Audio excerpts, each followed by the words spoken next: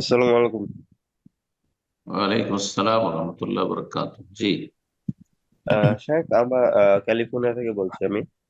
তো আমার বলেন। প্রশ্ন হচ্ছে যে বাংলাদেশের এক সালাফি আলেম থেকে আমি শুনেছি যে উনি বলছেন যে আপনারা আহ বেনামাজি এবং বেদাতীদেরকে সালাম দিবেন না। তো এটা একটু জানতে চাচ্ছিলাম যে সালাম এটা দিবেন না? ইসলামের আলোকে কতটুকু ঠিক। জি, সালাম বলছিলেন যে দেবেন না? সালাম দিবেন না। জি হ্যাঁ। জি, অনেক সালাফগণ বলেছেন যে বেদাতীদেরকে সালাম দেবেন না। জি, সে কথাই তিনি বলেছেন, কিন্তু অবস্থা পরিস্থিতি দেখতে হবে যে সালাম দেবেন না উদ্দেশ্য কি। শুধু সালাম দেবেন না এমনি বলে দিলেন, কিন্তু সালাম দেবেন না তারও একটা লাভ লসের ব্যাপার আছে। একজন বেনামাজিকে সালাম দেবেন না, এটা আসল, কিন্তু এতে উপকারিতা আছে না অপকারিতা আছে, এটা অবশ্যই আপনাকে বুঝতে হবে, উপলব্ধি করতে হবে। প্রতিবেশী ধরেন, একই বিল্ডিং এ বাস করেন, পাশাপাশি ফ্ল্যাটে বাস করেন, বেনামাজি, সালাম দেবেন না, তা আপনি ওখানে বাস করতে পারবেন? বা আপনি কি তার ক্ষতি থেকে মুক্ত, অনিষ্ট থেকে মুক্ত? না, যে কোনো সময় তার দ্বারা ক্ষতি হতে পারে। হ্যাঁ, আক্রোশ বাড়তে থাকবে, শত্রুতা বৃদ্ধি পেতে থাকবে। হ্যাঁ, এটা হচ্ছে মানুষের বদ চরিত্র। কথা বুঝতে পেরেছেন? এ কথা বুঝবে না সে যে আমি যে পাপী, আমি যে বেনামাজি, সুতরাং আমার সাথে এটা উচিত আচরণ হচ্ছে, আর মোটেই বুঝবে না। তার ঘাড়ে আরো বড় শয়তান চেপে যাবে।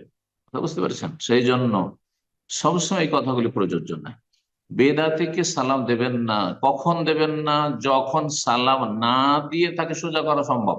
জানেন, সৌদি আরব, হ্যাঁ, বা এমন দেশ যে, বা এমন এলাকা যেখানে সালাফির আহলে হাদিস বসবাস করে।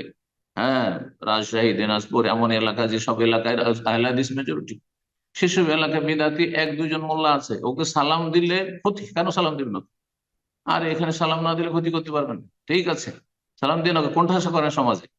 সমাজে ওকে বেশি সম্মান করলে আবার মানুষ বিভ্রান্ত হবে যে এরাও মনে হয় আলেম সমাজে, এরাও জাতির মনে হয় মানে এরা গাইড করে থাকে, বা জাতির এরা ইমাম ইত্যাদি। না না না, এদেরকে অপদস্থ করেন, সেখানে যত পারেন তাদের কোণঠাসা করেন। কিন্তু আপনি আছেন এমন এলাকায় যেখানে মেজরিটি হচ্ছে বিদাত, বিদাত এলাকায় বসবাস করেন। আপনি যে বিল্ডিং এ বসবাস করছেন, হ্যাঁ, এটা বাস্তব কথা বলছি, গোটা বিল্ডিং এ আপনার বা বাস করে ধরেন আহ, 50টা ফ্যামিলি, 5টা ফ্যামিলি নামাজ পড়েন, 5টা পরিবারের, হ্যাঁ, যে অভিভাবক নামাজ পড়ে না, তাহলে আপনি কি করে 45 জনকে সালাম দিবেন না? এইভাবে বসবাস করা যায়? এটা আরব দেশও পারবেন না।